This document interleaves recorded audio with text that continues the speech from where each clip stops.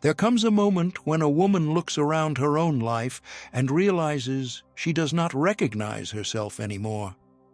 Nothing dramatic has happened, no grand disaster, no collapse in the middle of the night. And yet, something feels unfamiliar.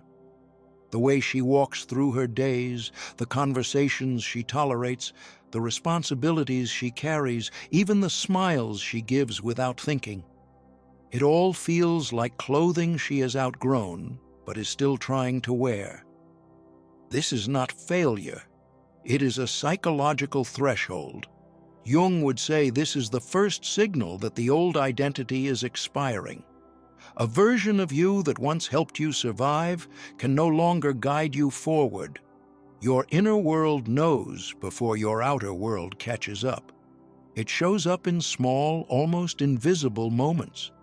You wake up and feel slightly disconnected from the routines that used to define you. A friendship you once defended now feels strangely heavy. A role you performed perfectly begins to feel like acting. Someone asks how you are, and you reply with the usual, "I am fine," but even you can hear that the words do not belong to you anymore.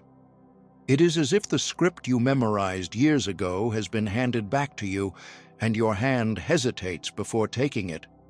The mind calls this confusion. The soul calls it honesty.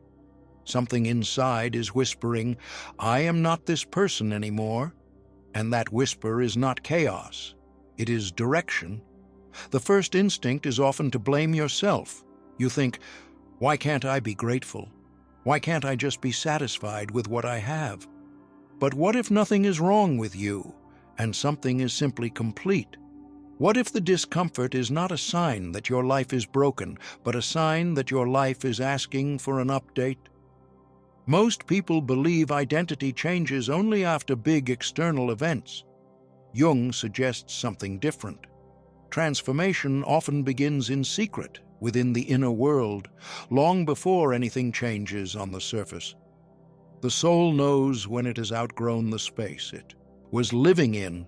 The mind is just slower to admit it.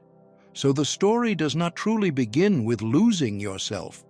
It begins with a quiet realization that the woman you are becoming can no longer live inside the woman you were trained to be. That realization is not an ending. It is a doorway. And the first step through that doorway is very simple and very brave. Take a pen or open a note on your phone and write down one area of your life that no longer feels like you. Do not fix it. Do not explain it. Just name it. Because the moment you are honest enough to name what no longer fits, your new life has already begun to speak.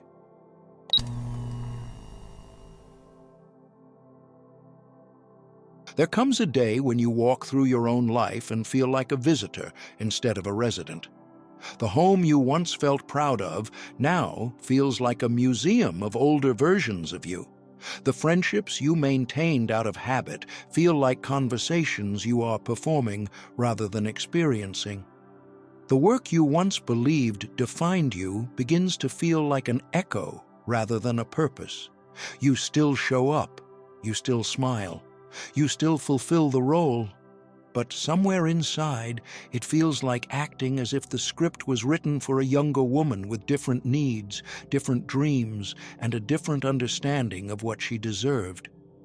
And now you are trying to play her part with a heart that has already moved on. It shows up quietly. You sit in meetings and think, "This used to matter more than it does now." You nod along with friends because it is easier to stay familiar than to explain how much you have changed. You walk through a routine that looks perfect from the outside, yet feels strangely hollow from the inside. Nothing is broken, and yet nothing fits. At first, you blame yourself. You wonder if you are being ungrateful, dramatic, or restless. But what if this discomfort is not a flaw, but a signal? What if the heaviness is not the weight of failure, but the weight of an identity that is ready to be put down? Jung would say, this is what happens when the inner world begins to grow faster than the outer world is willing to adapt. Real life makes this shift almost invisible. A woman wakes up and realizes the relationship she is in feels like a place she has already emotionally left. A mother looks at the version of herself she had to become to survive and realizes that version never got to grow past survival. A woman with a career that once felt like a ladder now feels like she is climbing into a life she no longer wants. These are not signs of collapse, they are signs of evolution. The old life has not failed, it has simply completed its job. It carried the version of you who needed it. But that version is not the one standing here now. This is where the tension sharpens. You want a new chapter, yet your habits still drag you back into the old one. You try to change the external things first, schedule, friendships, routines. But somehow, the emotional story repeats. You reduce contact with draining people, but a similar personality appears in someone new. You leave a job, and the same dynamic shows up in the next place. You stop helping everyone, and someone else steps forward to pull you back into the role. At some point, it no longer feels like a coincidence. It feels like a mirror. The outer world is reflecting something you have not yet seen within yourself. Not to punish you, but to show you what still needs to be understood. So you begin small. You look at your days and notice what drains your energy and what restores it. You let one unnecessary task go. You protect 1 hour of silence. You choose one boundary that honors the woman you are becoming, even if the world only knows the woman you have been. That is how the shift begins, not with a dramatic leap, but with a quiet rearranging of what you are willing to carry. Because the moment you admit your old life does not fit, you stop trying to squeeze yourself into places you have already outgrown. And that is where the real turning point appears. When your outer life no longer reflects your inner growth, it is not a reason to shrink back. It is a reason to turn inward and ask the question that changes everything. If you are no longer the woman you used to be, what inside of you is still pulling you back to her?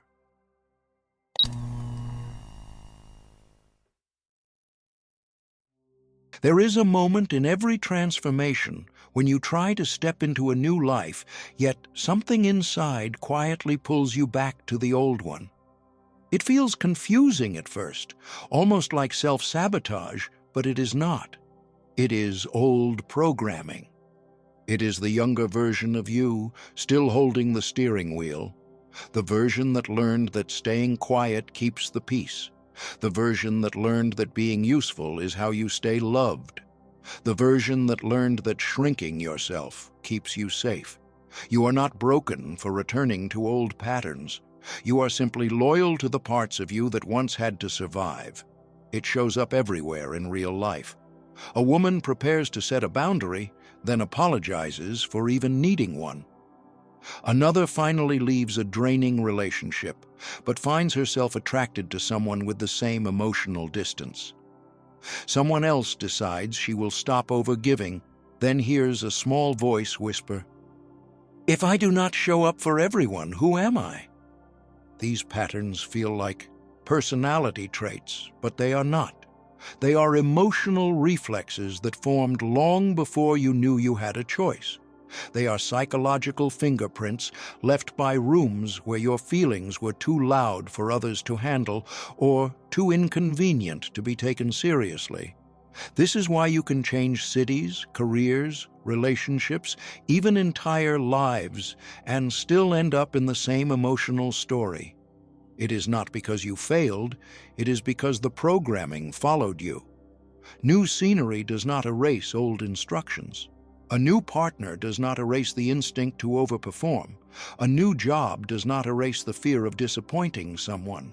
A new chapter does not erase the nervous system that still believes it must earn its right to exist without causing trouble. Until the inner world is updated, the outer world keeps repeating scenes you swore you would never live again. This is where kindness becomes crucial.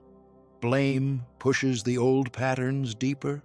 Understanding brings them into the light. Instead of asking, "Why am I like this?"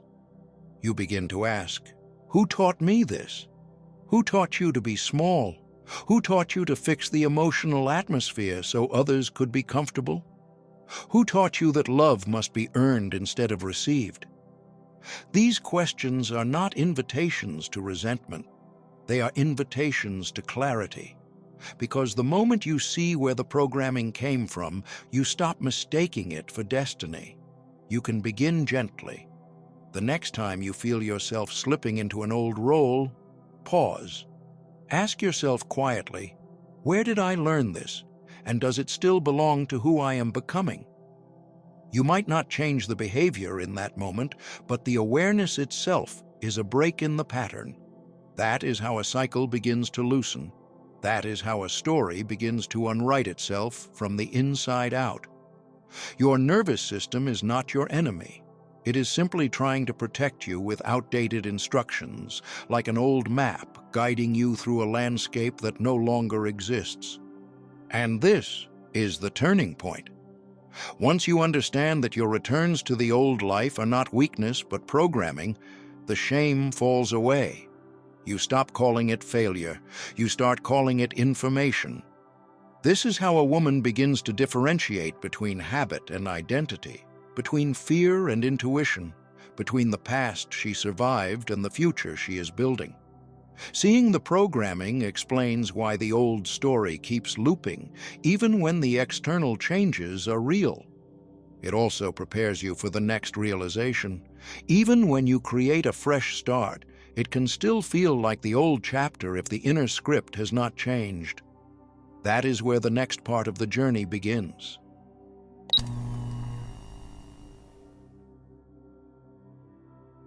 There comes a moment when you finally change something on the outside, and for a brief second, it feels like freedom. A new job, a new city, a new relationship, a new routine, or even a new version of yourself that you try to claim. But then, something unsettling happens. The emotional experience repeats itself. You walk into the new job with hope, but the familiar pressure to be perfect returns. You enter a new relationship, and the old fear of not being enough rises in your chest like it never left.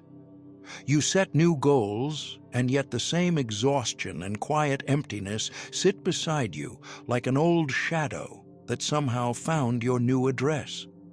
It feels confusing because nothing on the outside looks the same, but everything on the inside still reacts as it did before the change. This is what Jung meant when he said that the psyche repeats what it has not yet understood. The world can change, the scenery can change, the cast of characters can change, but if the inner narrator is still the same, the story will eventually sound familiar. It is like moving to a new home and realizing that you unpacked the same emotional furniture and placed it in a different room. You have new surroundings, but the atmosphere is unchanged, not because you failed, but because the nervous system learned long ago how to expect disappointment, how to prepare for rejection, how to anticipate criticism, and it continues to navigate life through those old instructions. This shows up in real life in subtle ways.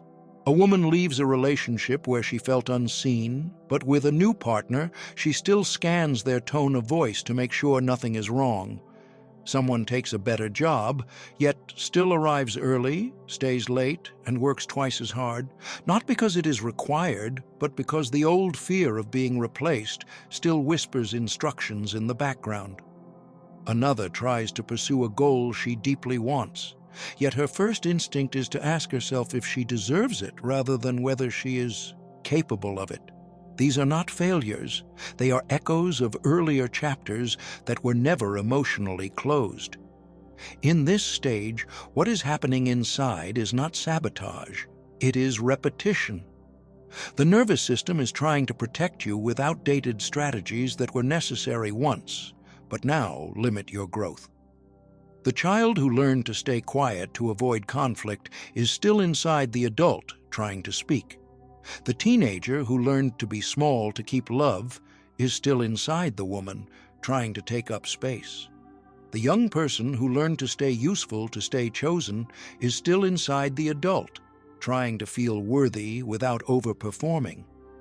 This is why the new start can feel like the old life wearing different clothes. The breakthrough does not begin with perfection. It begins with the smallest interruption in the pattern.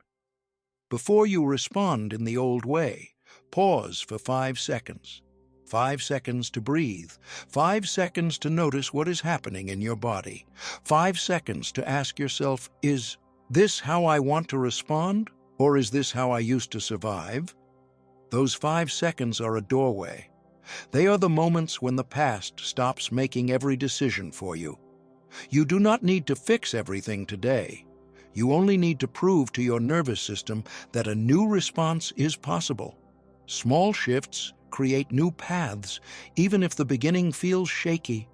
And this is where clarity arrives. Changing places is not enough. Changing routines is not enough.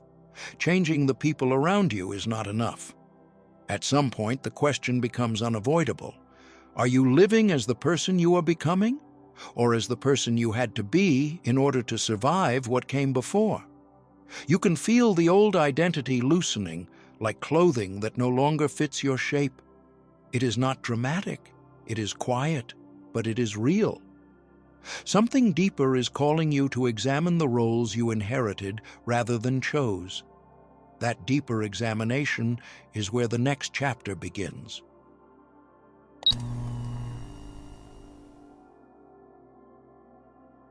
At a certain point, the truth becomes impossible to ignore. The life you built was held together by parts of you that were never meant to lead forever. There is the part that learned to never ask for help because no one came when you needed them. The part that performs perfection, hoping that flawlessness will buy you safety. The part that stays small to avoid conflict because being visible once felt like inviting harm. The part that fears being seen, not because you have nothing to offer, but because earlier chapters taught you that visibility comes with a cost. These parts worked hard for you. They held the world together when you were young and vulnerable. They kept you functional in moments when you should have fallen apart, and in that sense, they were brilliant. They did not fail. They succeeded in survival. But survival is not the same as living. You can see these old identities in everyday moments. A woman in her 40s sits at the dinner table feeling unheard and still, smiles to keep the peace. A mother of grown children apologizes before she speaks, as if her voice still needs permission to exist. Someone in midlife, confident in every practical area of her world, still hesitates to show her real opinions because she remembers the consequences of being honest when she was younger. These are not personality traits. They are emotional strategies. They were born in old rooms, old families, old dynamics, and they continue to breathe inside the adult you have become. There is also the identity that never stops working, the one who overfunctions to avoid abandonment, the one who stays useful so she cannot be replaced, the one who forgives too quickly because the connection feels safer than boundaries. These identities kept you alive, but now they keep you exhausted. They were built for a world that no longer exists. They are maps of a place you no longer live in. And when those parts keep running your present life, they do not feel protective anymore. They feel heavy, like wearing a coat made for winter while standing in the middle of June. This is the emotional threshold, realizing that the part of you who saved you cannot be the same part who guides you forward. Not because she was wrong, but because she has completed her job. The work now is to acknowledge her, not exile her. To understand her, not shame her. Healing is not about killing parts of yourself. It is about relieving them of the role they should never have been asked to carry alone. You can speak to them gently. You can say, the version of me who always says yes, the version of me who never complains, the version of me who never rests. Thank you for protecting me. I am learning a new way now. That simple acknowledgement is not a weakness. It is the first step toward psychological adulthood. It is how the inner world begins to organize itself around truth rather than fear. Because once you can see and name these parts, you are no longer inside them. You are observing them. And the moment you are the observer instead of the identity, something shifts. You become the one who chooses, not the one who reacts. You become the one who leads, not the one who manages whatever life hands you. Seeing this opens the door to what comes next. It is not a dramatic reset. It is not a complete reinvention overnight. It is the beginning of small, steady rituals that loosen the grip of who you had to be, so you can finally meet who you are meant to become.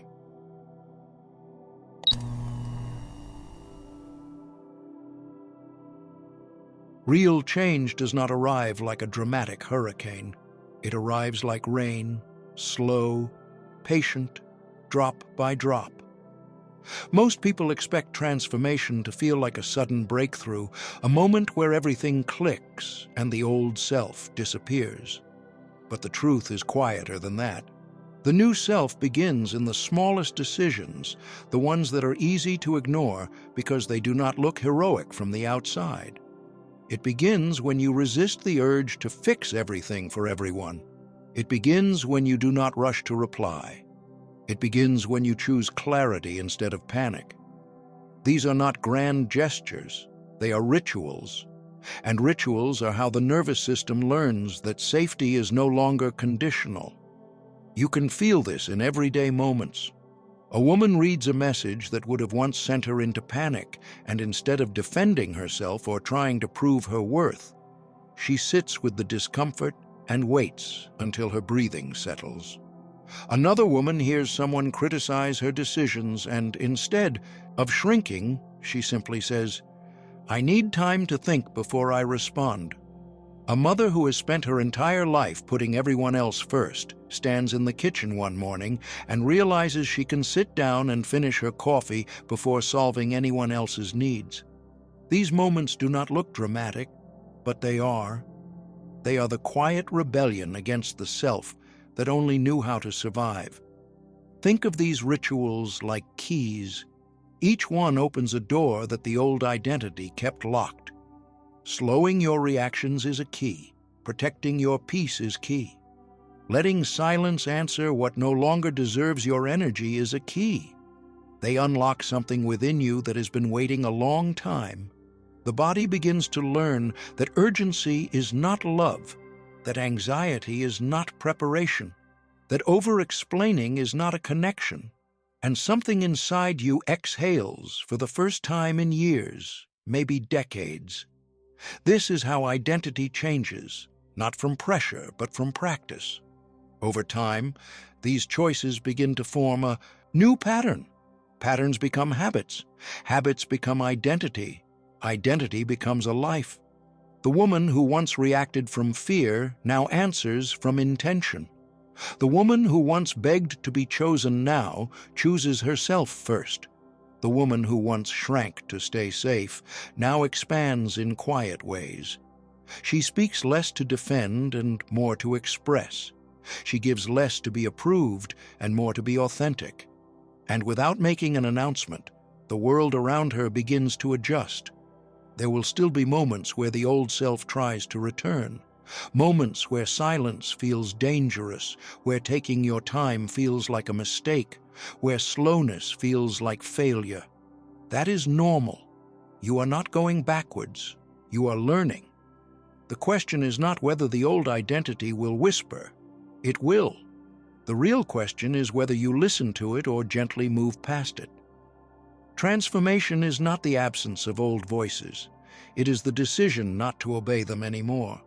If you need one sentence to anchor you when pressure rises, or someone demands your immediate answer, say this quietly to yourself. I need time to think before I respond. It is not an excuse. It is a boundary with the world and a promise to your own nervous system that you will no longer abandon yourself for the comfort of others. And as these rituals repeat, They start forming a life that feels more like home. Not the home you came from, but the home you are growing into. At that point, the most important question becomes simple. Will you go back to the woman you outgrew, or keep walking toward the woman you are becoming?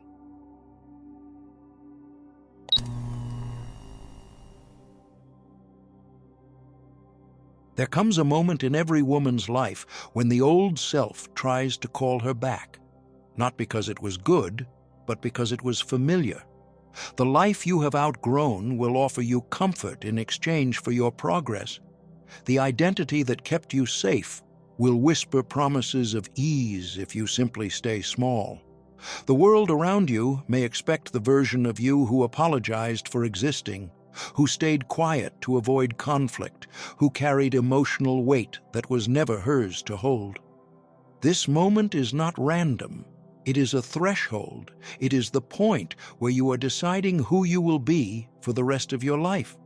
You are not being asked to erase the woman you were. You are being asked to stop abandoning the woman you are becoming. There is a difference.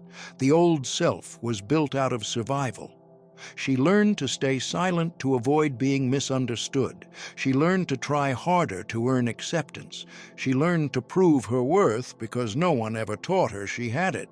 She was not a mistake. She was a strategist, a response to conditions that no longer exist. You do not heal by attacking her. You heal by outgrowing her with compassion. You thank her for getting you this far, and then you walk forward without letting her lead. In real life, this looks less like a dramatic transformation and more like a series of quiet choices. You stop apologizing for needing time to think. You stop explaining your boundaries like you committed a crime. You stop trying to rescue people who do not rescue themselves. You stop negotiating with relationships that only survive when you abandon your needs. The world may not clap for this. Some people may not understand. But your body will. Your nervous system will. Your future will. This is where Carl Jung's teaching becomes practical. Your next chapter does not begin when everything around you changes. It begins when you stop negotiating with the identity that was only designed to survive. You cannot build a new life with a self who still thinks she is unworthy of it. You cannot create a different outcome while using the same behaviors that once kept you safe. The moment you choose not to return to your old self, even if everything else looks the same, you are already living differently. The women who truly change their lives are not selected by luck or destiny. They are not chosen by the universe at random. They choose themselves. They choose themselves when it feels risky. They choose themselves when no one is cheering. They choose themselves when it feels like they have no proof yet. And life meets them at the point of that choice. Maybe this is that moment for you. Maybe this is the quiet turning point. If it is, then remember this. You are not losing your old self. You are graduating from her. If any part of this feels like your story, tell me in one sentence. I am not going back. I will meet you there. If this touched something sacred inside you, don't let it fade into silence. Like this video, subscribe, and turn on notifications. Your presence here is not just support, it's resonance. And if you feel moved to give back, your donation becomes a quiet but powerful gesture that helps keep this light alive for others still walking in the dark.